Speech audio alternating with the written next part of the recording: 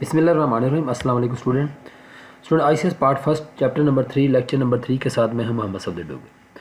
Student algorithm and problem solving का chapter है। तो आइए आज की वीडियो को देखते हैं कि हमने कौन सा टॉपिक हमने कवर करना है। तो आज का टॉपिक जो है ना वो है जी well defined versus ill defined problem. Well defined problem कौन से होते हैं और इल डिफाइंड प्रॉब्लम कौन से होते हैं, और उसके बाद हम कुछ MCQ जो है उसको सॉल्व करते हैं। तो आइए स्टार्ट करते हैं। सबसे पहले हम देखते हैं जी वेल डिफाइंड प्रॉब्लम कौन से होते हैं।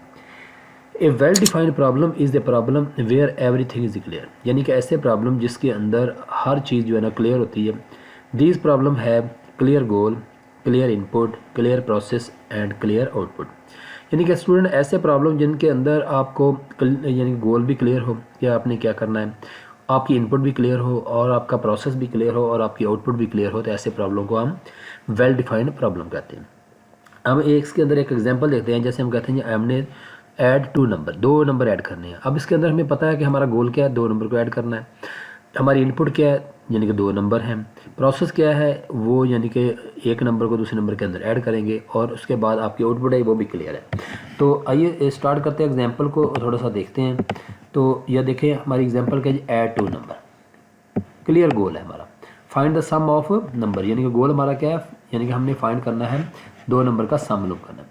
क्लियर इनपुट, यानी कि हमने 2 नंबर इनपुट दे दिए जी, 5 + 27।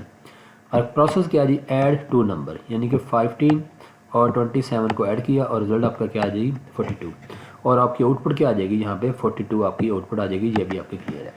यानी कि ऐसा प्रॉब्लम जिसके अंदर आपकी everything is clear is called well defined problem.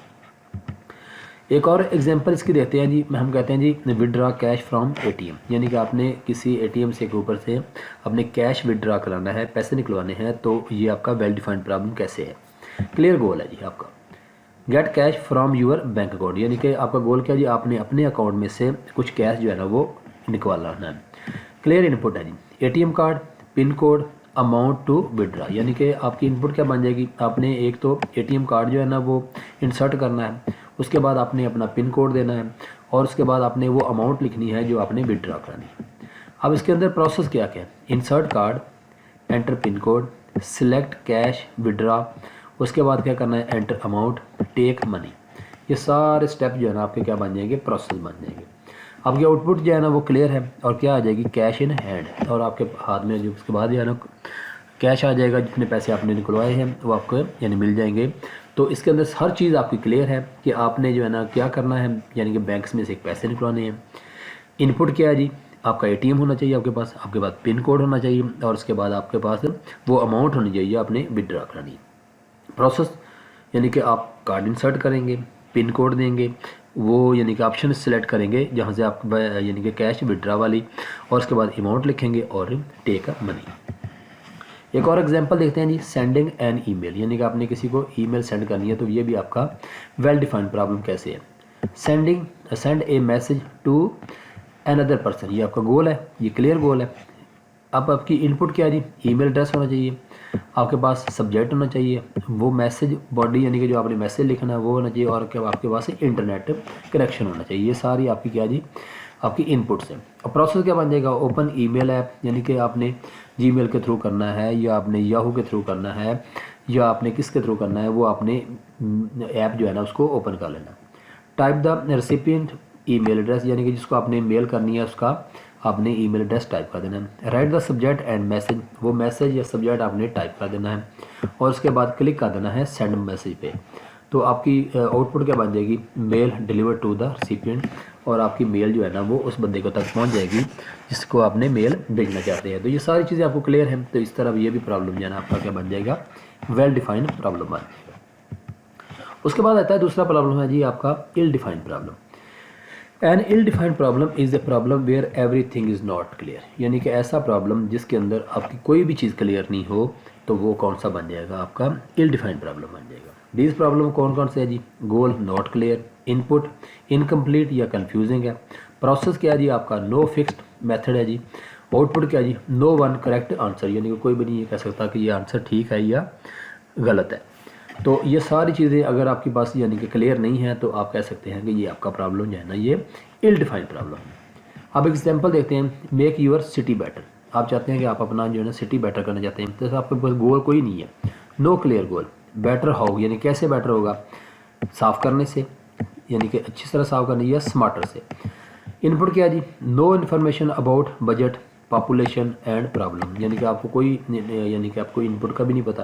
Process क्या है, many possible way, planning sorry planting कर सकते हैं, यानी कि दरख्त लगा सकते हैं, प्लांटिंग ट्री, बिल्डिंग रोड, यानी कि कोई भी काम आप कर सकते हैं। तो ये भी आपके पास क्लियर प्रोसेस नहीं है कि आपने क्या करना है, कि आपने वहाँ दरख्त ज़्यादा लगाने हैं या आपने रोड जो है ना वो बनाने हैं। आउटपुट क्या है, नो सिंगल करेक्ट आंसर, आपके पास कोई भी एक आंसर नहीं है जिसके आप कह सकते हैं कि आप जो है ना इस सिटी को जो है ना वो बेटर कर सकते हैं। कैसे बेटर करेंगे इसके बारे में कोई आउटपुट आपको नहीं है, तो चारों चीज़ें आपके पास क्लियर नहीं है, तो आप कह सकते हैं कि आपका ये प्रॉब्लम जो है ना वो इल डिफाइंड प्रॉब्लम है। दूसरी एग्जांपल देखते हैं, राइट ए गुड स्टोरी, आपने एक अच्छी स्टोरी लिखनी है। गोल क्या है जी, व्हाट काइंड ऑफ स्टोरी, किस तरह की स्टोरी होनी चाहिए, फनी, सैड, लॉन्ग या शॉर्ट। इनपुट क्या जी, नो करेक्टर, यानी कि उसके अंदर कोई करेक्टर्स नहीं है। नो प्लॉट डिटेल्स, उसकी कोई डिटेल नहीं है आपके पास। प्रोसेस क्या है जी, there is no fixed method to write a good story, यानी कि आपके पास कोई मेथड नहीं है कि आपने कैसे अच्छी स्टोरी लिखनी है। तो आउटपुट क्या है जी, कि many story can be considered good, यानी कि काफ़ी सारी स्टोरी है जिनको आप अच्छी कह सकते हैं और काफ़ी सारी ऐसी है जो बुरी कह सकते हैं। तो ये कोई भी स्टेप जो है ना आपके पास चारों स्टेप जो है ना क्लियर नहीं है, तो आप कह सकते हैं ये आपका एक इल डिफाइन प्रॉब्लम है। तो नंबर 3 पे आप देखते हैं जी, design a perfect mobile phone app, यानी कि आपने मोबाइल फ़ोन एक डिज़ाइन करना है, तो कैसे करेंगे, इसके अंदर आपका गोल क्या है जी।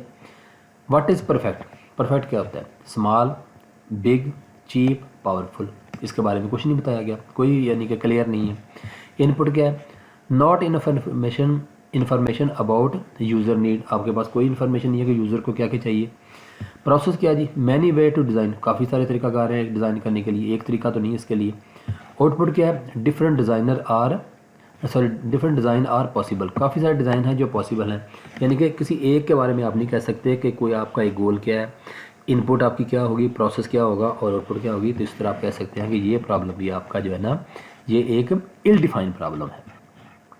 तो उसके बाद हम MCQ चेक कर लेते हैं जी, विच इज़ ए की feature of well defined problem, वो कौन सा की फीचर है जिससे आप कह सकते हैं कि आपका प्रॉब्लम जो है ना वो वेल डिफाइंड प्रॉब्लम है। Multiple value solution, no, no clear input, no ये भी नहीं आएगा। क्लियर प्रोसेस ओवर स्टेप, ये आएगा जी, तो ये आपका C आ जाएगा जी। Find the square root of 49 is, यानी कि 49 का आपने स्क्वायर रूट लेना है, तो ये आपका वेल डिफाइंड प्रॉब्लम है या इल डिफाइंड प्रॉब्लम। तो ये वेल डिफाइंड प्रॉब्लम आपको पता है कि आपने इसका किसका स्क्वायर लेना है, यानी कि आपका गोल भी आपको पता है, गोल क्या है जी, स्क्वायर रूट लेना है। इनपुट क्या है जी, 49 है। प्रोसेस क्या होगा कि इसका यानी कि 2 की पावर यानी कि लेके इसको कैलकुलेट करेंगे तो आपको आपका जो है ना आउटपुट मिल जाएगी। तो आप कह सकते हैं कि ये आपका वेल डिफाइंड प्रॉब्लम है, तो B आ जाएगा। Which of the following is an ill defined problem, यानी कि ऐसा प्रॉब्लम जिसके बारे में आपको यानी कि कोई भी यानी कि क्लैरिटी ना हो। तो कैसे है जी, सॉल्व 10 मल्टीप्लाई, ये तो सॉल्व कर सकते हैं, क्लियर है। Calculate the area of the circle, ये भी कर सकते हैं। राइट अ परफेक्ट पोएम, ये नहीं क्लियर नहीं है। कन्वर्ट सेल्सियस टू फ़ारेनहीट, ये भी आप कर सकते हैं, तो आपका C आएगा जी। A problem which clear input and clear output is well defined problem आएगा, C आएगा जिसका। Which of these is not a characteristic of a well-defined problem? Clear steps, clear goal, unclear output, clear output, यानी कि C not आ जाएगा, इसका answer 5th का C आएगा। तो आज की वीडियो को यहीं पे एंड करते हैं। तो मैं उम्मीद करता हूँ कि आज की वीडियो आपको समझ आ गई होगी। Thanks for watching my video. तो मेरे चैनल को सब्सक्राइब करना ना भूलें। तो कोई भी यानी कि आपके जहन में क्वेश्चन आ रहा हो तो उसको कमेंट्स में लाजमी लिख दें। तो नेक्स्ट लेक्चर तक बाय, ओके, अल्लाह हाफिज़।